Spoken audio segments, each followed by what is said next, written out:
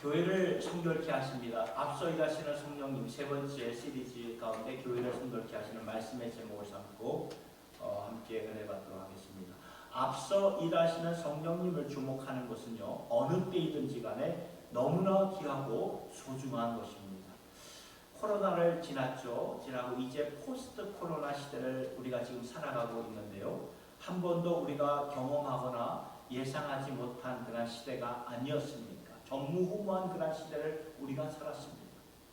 감사한 것은 주님께서 말씀하신 대로 너희를 고아로 남겨두지 아니하리라. 예수를 믿고 예수를 따르는 자들에게는 성령이 오셔서 우리의 스승이 될 것이라고 말씀하셨기 때문이죠. 그래서 우리가 앞서 일하시는 성령님을 따라가는 것은 굉장히 중요하다는 것입니다.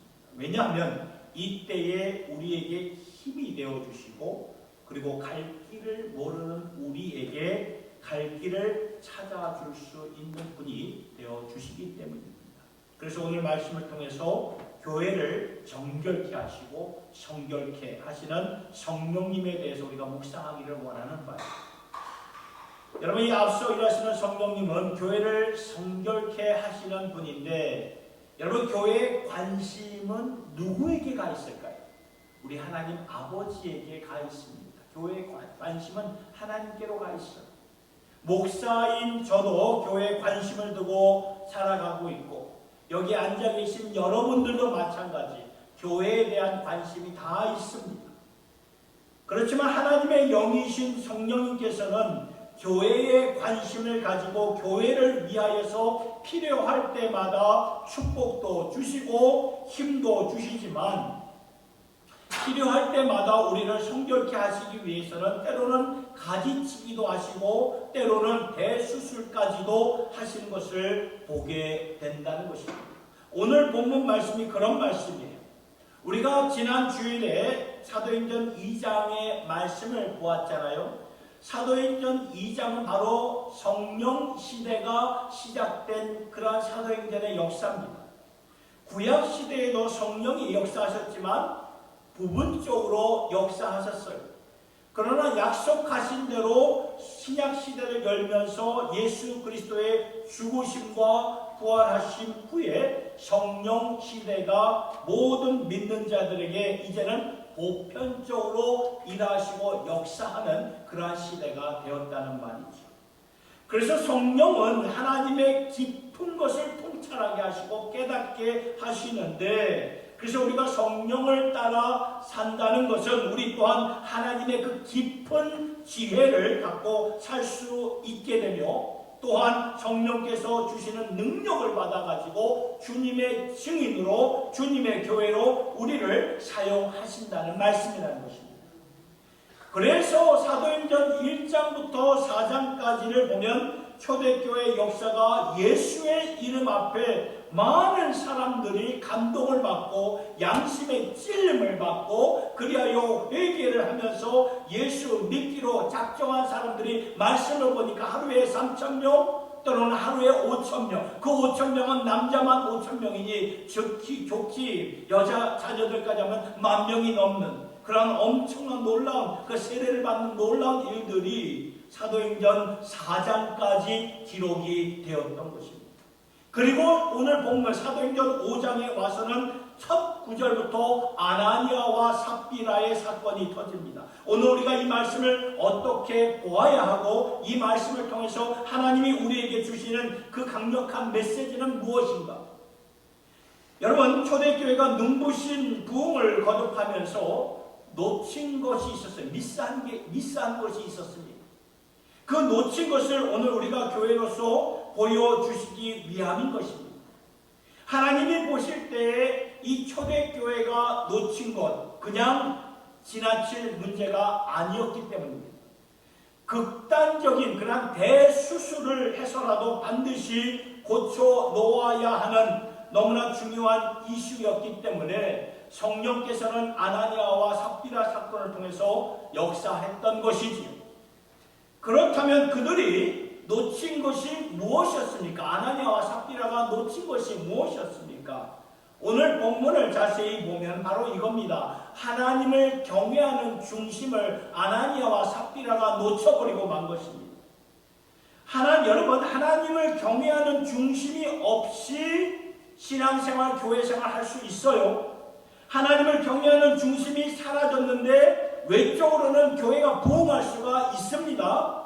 그런데 이러한 모습으로 계속 가다가는 주님의 교회가 진정 주님의 교회가 될 수가 없다는 거예요. 이것을 성령께서 보시고 아주 강력하게 단호하게 처리하는 말씀이 오늘 본문의 말씀이 된다는 것입니다. 여러분, 오늘날 이 교육 시스템, 이 공부를 여러분 다 학창 시절을 지나왔기 때문에 공부를 어떻게 하는지 다 아시잖아요. 이 교육 시스템의 가장 중요한 요소가 무엇입니까? 반복해서 가르치는 거예요. 반복해서 가르치는 거죠. 예를 들어서 우리가 수학을 한번 생각해 봅시다. 수학을 좋아하는 사람도 있고 수학을 잘 못하는 사람들이 있지만 수학을 공부하다 보면 머리로는 이해가 돼요. 저렇게 풀어가는구나. 이해가 되는데 막상 그 문제를 내가 직접 손으로 풀려고 하면은 금세 잊어버리고 맙니다. 그러니까 이 풀지 못한 그 문제를 내 것으로 만들려면 어떻게 해야 합니까? 계속 반복해서 푸는 방법밖에 없어요. 그러니까 2번, 3번, 10번, 100번 풀어서 자리매김하는 것이 교육의 가장 중요한 원칙이에요. 여러분 100번까지 풀면은 그거 완전히 내가 눈 감아도 다 합니다. 이렇게 가는 거예요. 안에서 그렇게 되는 거죠. 성경 말씀도 마찬가지라는 것입니다. 이 말씀, 오늘 주신 말씀이 우리에게 강조하는 것이 무엇인가? 우리가 깨달으려면 이 말씀을 우리가 깊이 묵상을 하셔야 돼요. 그러면 깨닫게 돼요. 하나님이 이 말씀을 통해서 내게 주시는 말씀이 무엇인지 알게 된다는 것입니다. 오늘 본문을 보면 하나님께서 3번이나 말씀하시는 것을 우리가 보게 되죠. 아나니아와 삽비라가 한 일이 무엇이었냐 하면은 성령을 속였다는 거예요. 성령을 속였어요.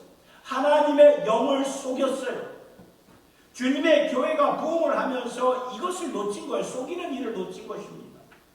그저 사람들에게 보이는 신앙, 그러니까 하나님을 경외하는 마음이 식어졌던가 아니면 그게 없어진 거죠. 거듭 말씀드립니다. 하나님은 우리의 heart, 우리의 중심을 면밀하게 보시는 우리 하나님이 되세요. 우리의 마음과 동기를 너무나도 잘 아시는 하나님이 계신다는 거예요. 그런데 우리가 이 사실을, 하나님이 우리의 중심을 바라보시는데 이 사실을 종종 잊고 살다 보면은 우리는 자동적으로 사람의 소리, 세상의 소리에 민감하게 반응하면서 살아가게 된다는 것이에요. 지금 아나니아와 삽비라가 하나님을 속이는 이러한 모습이 초대교회에 이거를 정리하지 않으면 무서운 전염병처럼 돌 것을 아셨기 때문에 성령께서 단호하게 역사를 진행시켰던 것이에요. 3절을 보시면은 베드로가 아나니에게 이렇게 말하죠. 어찌하여 사탄이 내 마음에 가득하여 내가 성령을 속이고 땅값 얼마를 감추었느냐? 4절을 보세요. 어찌하여 이 일을 내 마음에 두었느냐? 사람에게 거짓말한 것이 아니요 하나님께로. 9절을 볼까요? 이번에는 이 베드로가 삽비라 그의 아내에게 말한 거죠. 너희가 어찌 함께 꾀하여 주의 영을 시험하려 하느냐? 보셨나요? 살아계신 하나님을 인식하지 못하고 그들이 믿음 생활, 교회 생활을 했다는 그 말이 아닙니다. 늘 하나님을 인식하면서 살아가는 것이 신앙의 기본 자세예요. 베이스예요. 하나님을 인식하며 살아가는 것이 기본 자세인데 이것이 무너지니까 자동적으로 하나님 경외하지 못한 모습. 그러면 하나님을 경홀히 여기는 그러한 삶이 되잖아요. 여러분, 오늘 우리가 이것을 분명히 아셔야 합니다. 땅값 얼마를 감추고 부분만 감추었다. 이것이 이슈가 아니에요. 뭐가 이슈냐면 하나님을 속였다, 성령을 속였다는 것이 이게 이슈입니다. 우리가 이 말씀을 이해하려면 사도행전 4장의 마지막 부분을 좀 이해를 해야 되는데 사도행전 4장 마지막 부분에 무슨 일이 있었는가 하면은 그 초대교회 성도들은 부족한 것이 없었어요. 분명히 가난한 자들이 많았는데 부족한 것이 없었어요. 그 이유는 성도들이 자신들의 것을 이렇게 팔아가지고 서로 공유를 했죠. 서로 나누었습니다. 그러니까 모인 성도들 중에 다수가 많이 이렇게 가난한 자였지만 소수는 참 부자였어요. 그 부자인 성도들이 기쁘게 자원하는 마음을 가지고 하나님께 드리면서 주의 백성들과 함께 나누니까 세상에서 찾을 수 없는 놀라운 일들이 벌어졌던 거예요. 그 중에서 누가 나오냐면 바나바가 나와요. 바나바. 이 바나바는 많은 재산을 갖고 있었는데 그 재산을 팔아가지고 구제 사역을 위해서 사도들 앞에 다 내어드렸어요. 그러니까 백성들이 바나바의 이 구제 사역하는 이 선한 모습을 보고 칭송을 했던 거예요. 바나바 대단하다. 이런 칭송을 했던 거죠. 그 모습의 사도행전 5장에서 이 아나니아와 삽비라가 이 일을 보고 마음속에 무슨 마음이 들어갔냐면 질투하는 마음이 들어갔던 거예요. 바나바를 통해서. 바나바가 사람들에게 이렇게 칭송을 받으니까 질투하는 마음. 우리도 바나바처럼 저렇게 되기를 원하는 그러한 마음. 이 부부가 그러면서 계획을 세워나갔던 거죠. 우리도 재산을 팔아가지고 주님의 사역을 위해 바치자. 문제는 부분을 감추고 부분만 드렸다는 이것이 문제가 아니에요. 전체를 드린 것처럼 성령을 속였다는 것입니다.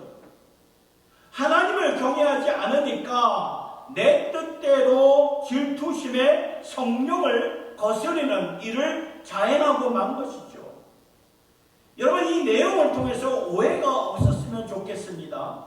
성경은 분명히 각 사람의 성도들의 그 소유권을 인정합니다.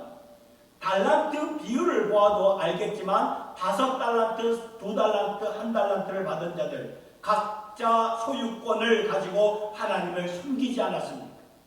소유권을 하나님께서 인정하신다 그 말이에요.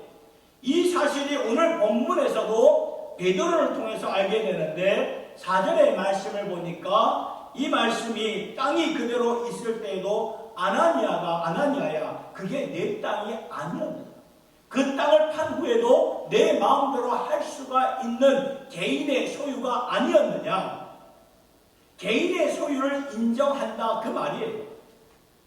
그러니까 땅을 팔기 전에도 내 것이었고 땅을 판 후에도 그것을 부분적으로 바치던 다 바치던 이것은 하나님 앞에서 내가 할 수 있는 개인의 자유에 속한 것이다. 이것을 말해주고 있는 것입니다.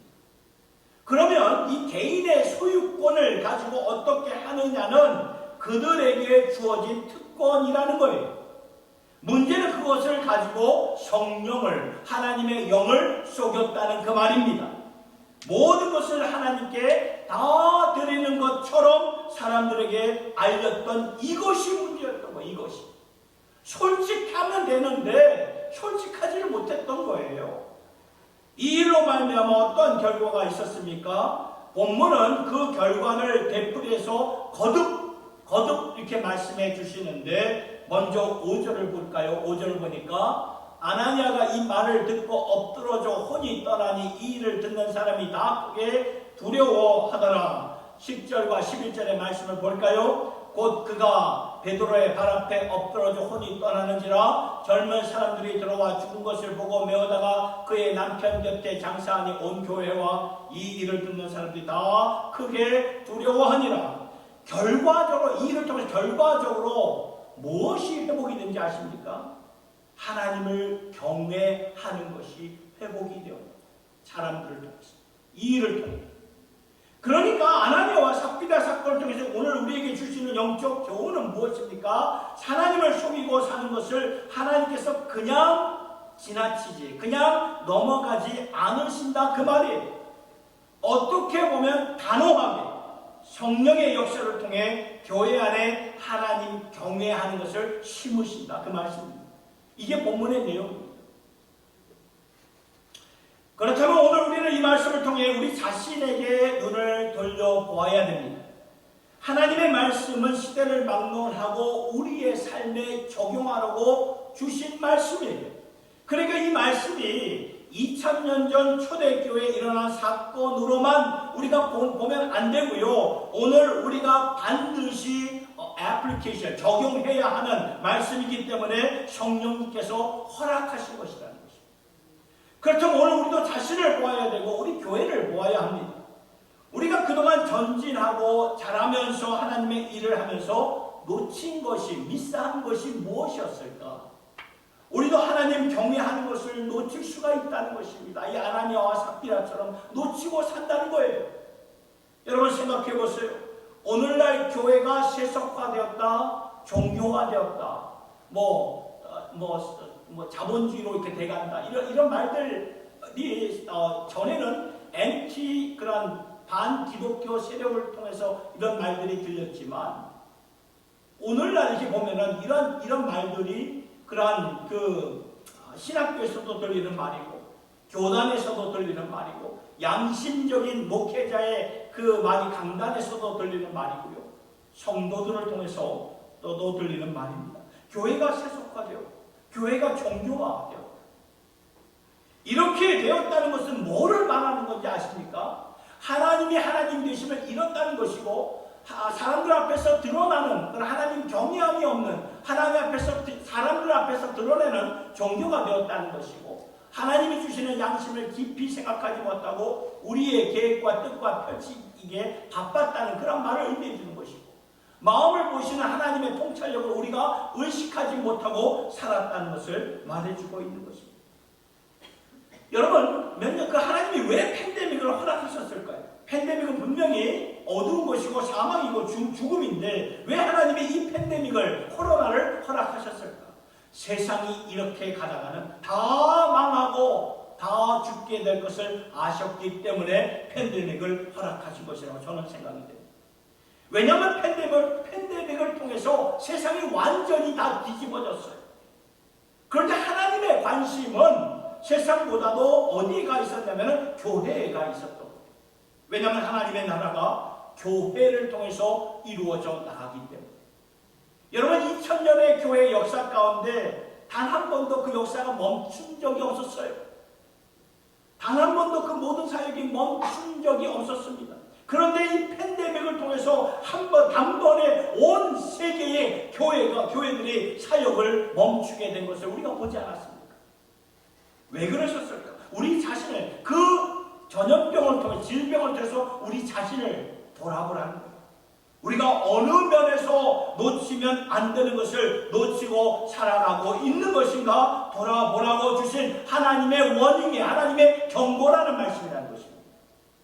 성경을 보면 하나님의 심판은 베드로전서 4장 17절의 말씀을 보니까 이 말씀이에요. 하나님의 심판은 하나님의 집에서부터 시작된다라는 것이 말씀하고 있는데 그러니까 이때 우리가 하나님의 음성을 듣지 못하고 삶이 바뀌어지지 않으면 심판이 교회에서부터 시작된다고 말씀은 증거하고 있는 것입니다. 그래서 하나님이 세상을 이렇게 바꾸셨는데 교회가 바뀌어져야 된다는 것입니다. 오늘 우리의 교회를 한번 볼까요? 지난 10년 동안 이제 10월이 되면 10주년이 됩니다. 10년 동안 하나님께서 지켜주셨고 보호해 주셨습니다. 너무나 놀라운 역사, 감사한 일들이 참 많았습니다. 그런데 10년이 지나면서 놓친 것이 있지 않았습니까? 그러면 그 놓친 것이, 미스한 것이 무엇이었습니까? 이것을 깨닫고 우리가 성령님의 역사에 민감하게 반응하면서 나가야 된다는 것입니다. 여러분 우리가 매 순간 하나님을 의식하면서 살아가야 돼요. 진실로 우리의 마음과 동기를 살피시는 하나님을 의식하면서 지금 살아가고 계시나요? 우리가 하나님을 믿는다는 것이 뭘 말하는 것입니까? 하나님을 믿는다는 게 뭘 말하는 거예요? 우리의 입술로 우리의 고백, 우리의 중심은 하나님은 살아계신 분. 하나님은 지금도 역사하시는 분. 하나님이 우리의 심장폐부를 다 알고 계시는 분이다 라는 것을 믿는 것이 하나님을 믿는다는 것에 우리의 고백이 되는 거예요. 그런데 하나님을 믿으면서 여러분 이성적으로 깨끗하시나요? 물질 면에서 깨끗하나요? 저는 완벽함을 말하는 것이 아닙니다. 완벽한 자 이 세상에 아무도 없어요. 그런데 신앙의 방향만큼, 믿음의 방향만큼은 내가 깨끗한 방향으로 지금 나아가고 있습니까? 하나님을 경외하는 방향으로 나아가고 계십니까? 퍼펙션이 아니라 디렉션이에요. 디렉션. 퍼펙션이 아니라 디렉션. 방향이 어떠십니까? 안 보이는 하나님 앞에, 우리 눈에 안 보이잖아요. 눈에 안 보이는 하나님 앞에 믿음 생활하는 것보다는 눈에 보이는 인간들, 사람들에게 보이기 위해서 교회 생활, 믿음 생활하고 있지는 않으십니다. 이런 우매한 모습들이 우리를 통해서 비춰진다는 것입니다. 저는요, 오늘 이 말씀을 주셨다는 것이 참 감사합니다. 참 이 말씀을 읽으면서 저 자신을 돌아보며 참 두렵고 떨리지만 한편으로는 감사한 마음이 들더라고요. 여러분, 관심을 가진다. 관심이라는 게 뭘 의미하는 것입니까? 관심. 그냥 항상 오냐 아이고 잘했구나. 아유 그래 참 잘했다. 이게 아니에요. 필요할 관심이라는 것은 필요할 때는 훈육도 해야 되고 회초리도 들어야 되고 매도 들어야 되고 이것이 관심이라는 것입니다. 이게 부모의 사랑이고 이게 하나님 아버지의 사랑이라는 거죠. 앞서 일하신 성령께서 교회를 정결케 하시고 성결케 하고 계시는데 이때 우리가 본문의 말씀을 통하여서 성령님과 함께 반응해야 할 세 가지 모습이 있습니다. 첫째는 이것입니다. 부부의 영성을 독려해야 돼요. 오늘 이 말씀 아나니아와 삽비라의 말씀을 통해서 부부의 영성을 독려하시기 바랍니다. 여기 앉아 계신 분들, 싱글이나 혼자 되신 분들에게는 나중에 이제 적용되는 말씀이 되지만 오늘 본문을 보면 이 아나니아와 삽비라가 부부로서 실족을 하고 말해요. 부부로서. 이게 참 안타까운 거예요. 둘 중에 한 사람이라도 성령께서 양심을 통해 하신 말씀을 한 사람이라도 정말 깨닫고 돌아왔다면 이러한 비극이 있었을까요? 없었습니다. 부부 중에 한 사람이라도 이건 아니야. 여보 이렇게 가면 안 돼. 하나님을 두려워합시다. 한 사람이 멈췄다면 이런 비극으로 끝나지 않아요. 그러니까 이 말씀을 통해서 부부의 영성이 이렇게 중요하구나 라는 것을 우리가 알아야 돼요. 성경을 보면 하나님께서 남자와 여자를 창조하시고 남편과 아내를 허락하셨을 때 그 말은 무엇인지 아십니까? 서로 돕고 세우라. 그 말씀이에요. 그렇기 때문에 우리에게 허락을 하신 거예요. 남편과 아내로서. 서로 돕고 세우라는 것은 무엇보다도 심오한 영적인 원리가 담겨져 있다는 것을 아셔야 됩니다. 우리는 보통 돕고 서로 세우라 이것을 경제적으로, 가정적으로 또는 자녀 양육으로 생각하는데 이런 것보다도 영적으로 가장 먼저 생각하셔야 된다는 것입니다. 왜냐하면 하나님께서 맺어주신 것이 둘이 아니요 하나라고 주님께서 말씀하셨기 때문에 두 사람이 남편과 아내가 한 마음이 되고 한 영성이 되고 깨끗한 양심이 되어서 서로를 통해서 하나님의 음성을 들으라는 것입니다. 보통 성령께서 말씀으로 역사하시고 그 다음에 말씀으로 우리의 양심의 역사를 하시죠. 그런데 그 양심은 부부의 경우에는 같이 가는 거예요. 같이 가는 거예요. 그러니까 서로의 영성을 위해서 기도하셔야 돼요. 그리고 서로에게 권면을 하시고 각자에게 주시는 은혜를 함께 나누셔야 된다는 것입니다. 그래야 서로에게 하나님이 말씀하시는 것을 들을 수가 있다는 것입니다. 저의 경우에도 아내의 마음속에 하나님께서 말씀하신 것이 저에게 말씀하신 것으로 들릴 때가 참 많이 있었습니다. 그래서 지금까지 사역을 돌아볼 때 아내의 도움과 파트너십으로 이루어진 것들이 참 많았구나라는 것을 좀 깨닫게 되죠. 여러분, 몇 년 전에 한국의 그 드라마 가운데 부부의 세계라는 드라마가, 한국 K-드라마가 있습니다. 저는 보지 않았어요. 근데 이 부부의 세계라는 드라마가 좀 꽤 인기가 있었습니다. 무슨 내용인지 저도 모르겠는데. 그런데 잘 생각해보면 부부의 세계가 아니라 부부의 영성이라는 것입니다. 부부로서 영성을 함께 추구해야 된다는 거예요. 이것을 우리가 놓치면 안타까운 일들이 발생하고 맙니다. 전도서 4장 9절의 말씀을 보면 이런 말씀이 있습니다. 두 사람이 한 사람보다 나은 그들이 수고함으로 좋은 상을 얻을 것입니다. 베드로전서 3장 7절의 말씀을 볼까요? 남편들아 이와 같이 지식을 따라 너희 아내와 동거하고 그를 더 연약한 그릇이요 또 생명의 은혜를 함께 이어받을 자로 알아 귀히 여겨라. 그러니까 베드로 3장 7절의 말씀은 우리의 배우자는 우리와 함께 언젠가 생명의 은혜를 이어받을 수 있는 그날을 위해 우리가 하나가 되었다 그 말이에요. 그러니까 언젠가 하나님 앞에 서서 생명의 은혜, 생명의 면류관을 같이 받을 수 있도록 짝지어준 파트너라는 그 말씀입니다. 혹 싱글이 되신 분들은 여러분들이 아는 부부들을 위해서 기도해 주시기 바랍니다. 여러분 달력을 보면 5월 21일이 있는데 그날이 무슨 날인지 아십니까? 5월 21일. 아시는 분 계세요? 5월 21일. 좀 생소할 거예요. 5월 21일은 부부의 날이라고 적혀 있습니다. 부부의 날. 우리는 보통 어린이날, 어버이날, 스승의 날은 이렇게 인식하고 지나가는데 부부의 날은 생각도 하지 않고 지나가는 경우가 다반사죠. 여러분 기억하세요. 5월 21일을 기억하시고 내년이죠. 내년에 꼭 기억하시고 서로를 축복하고 당신이 하나님 앞에 바로 서야 내가 하나님 앞에 바로 섭니다. 당신의 기도가 나의 기도요 당신의 영성이 나의 영성이요 이렇게 우리가 서로를 축복하며 세워질 수 있기를 예수님의 이름으로 축원합니다. 두 번째 오늘 말씀으로 주시는 것은 자녀에게 하나님 경외함을 반드시 물려주셔야 돼요. 오늘 본문을 보면서 와닿는 말씀이 있습니다. 먼저 아나니아가 죽었을 때 성경을 보니까 누가 와서 그 시신을 메어갔다고 하면 구체적으로 말해요. 젊은이가 그를 메어 나갔다고 장사합니다. 나중에 그의 아내 삽비라가 죽었을 때도 또 젊은이들이 와서 그의 시신을 메고 나아가 장사하였다. 이 말씀이 두 번 언급하고 있습니다. 왜 성경은 이렇게 두 번씩이나 젊은이들이 시신을 메어 갔다고 구체적으로 말씀하셨을까요? 이것은 다음 세대를, next generation을 가리키는 말씀입니다. 다음 세대에게 하나님 경외함을 물려주라고 말씀은 증거하는 거예요. 부모 세대는 우리에게 주시는 말씀입니다.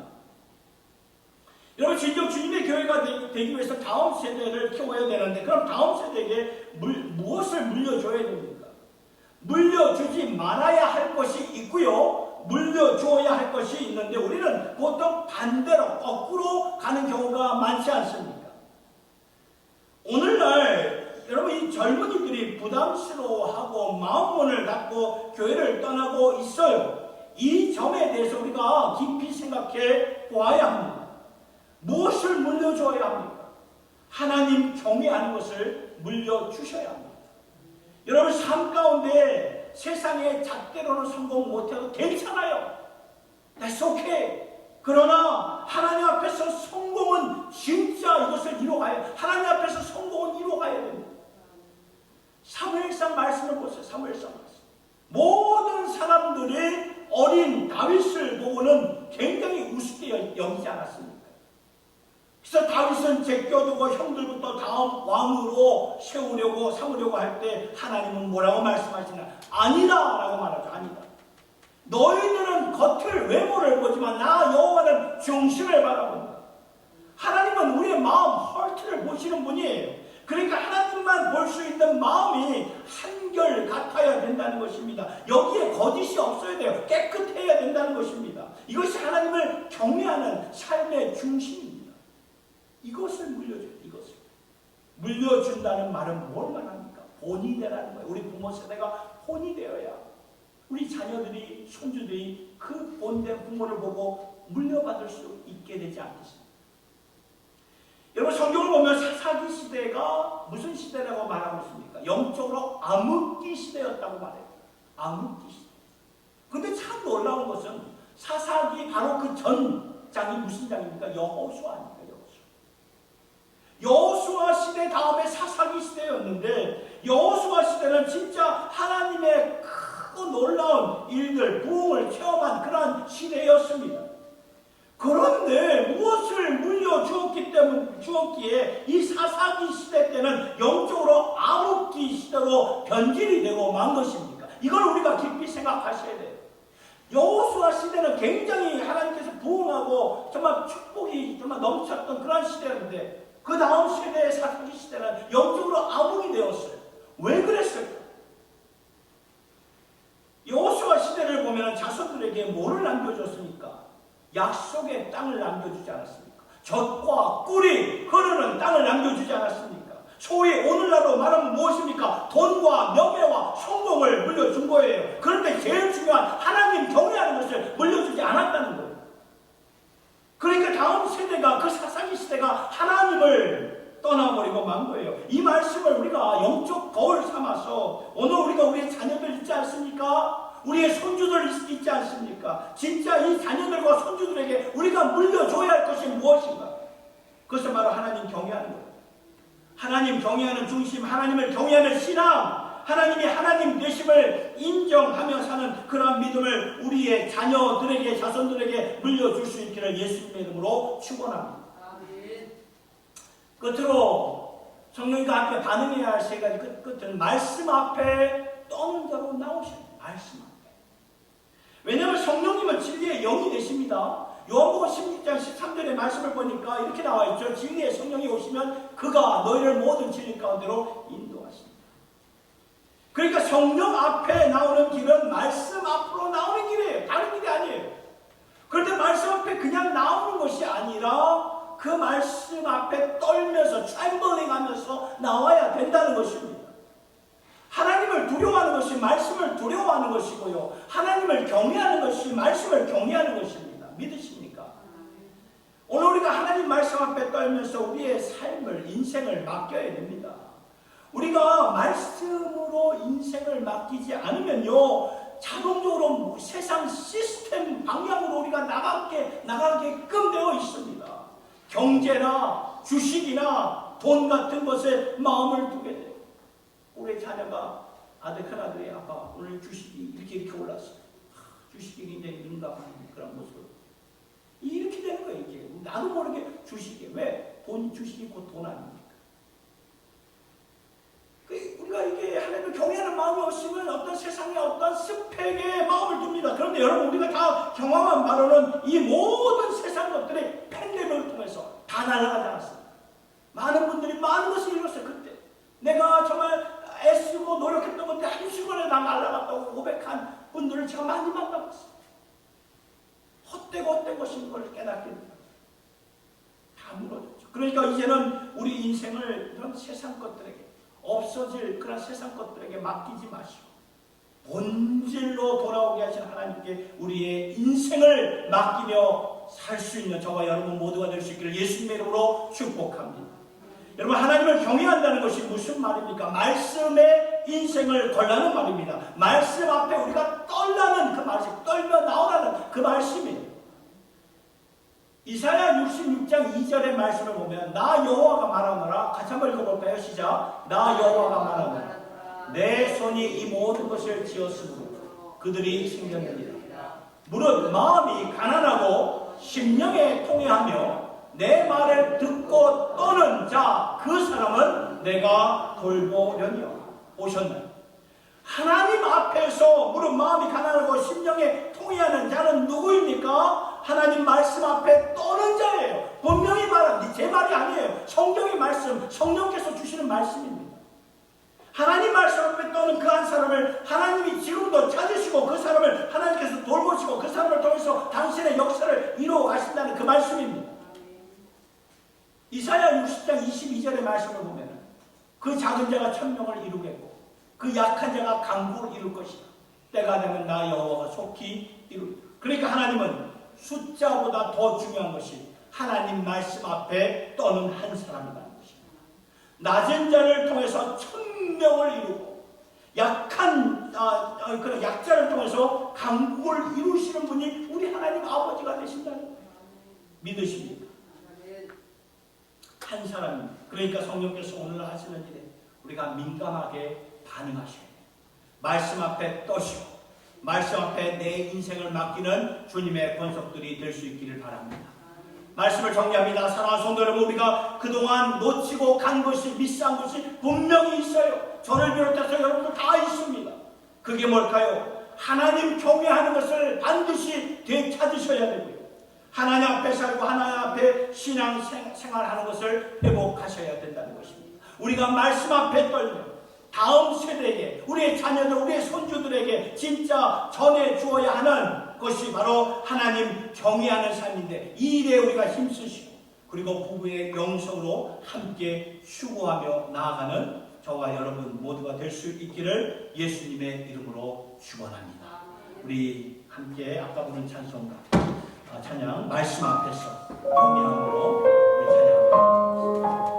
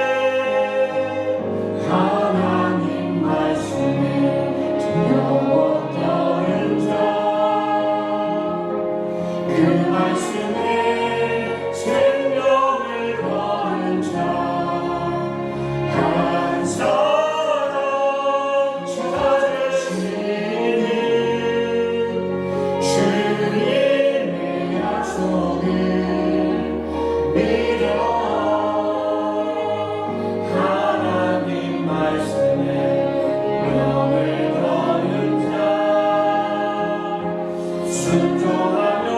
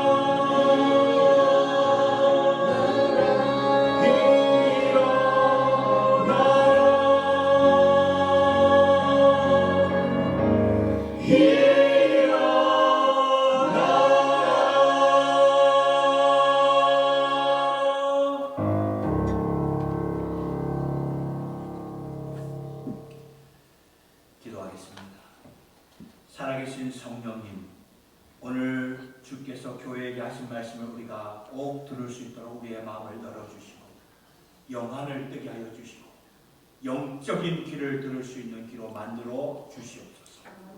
성령께서 이것은 꼭 고쳐야 된다 말씀하시는 말씀 앞에 우리가 떨며 순종할 수 있는 주님의 권속들 되게 하여 주시옵소서. 우리의 가정을 주님께 올려드립니다. 부부의 영성을 함께 하여 주시고 서로를 지키며 돌볼 수 있는 그러한 믿음의 가정 되게 하여 주시옵소서. 다음 세대를 위해 우리 부모 세대의 인간적인 꿈과 자원을 우리의 자녀들에게 물려주지 말고 하나님의 꿈, 성령님의 꿈을 물려주게 하여 주시옵소서. 무엇보다도 하나님 경외하는 우리의 삶을, 부모의 삶을 통해 반드시 이것이 영적인 유산으로 우리의 자손들에게 전수되게 하여 주시옵소서. 아버지, 주님의 핏값으로 세우신 이 몸된 교회가 10주년을 맞이하는 이 해에 성령님이 본질적으로 하시는 일이 무엇인가 그것을 깨닫고 주님의 교회가 더욱더 새로워지고 변화되는 말씀 앞에 인생을 걸며 두려워 떠는 그러한 교회로 주여 우리를 일으켜 세워 주시옵소서. 감사드리며 우리 주 예수님의 이름으로 기도드리옵나이다.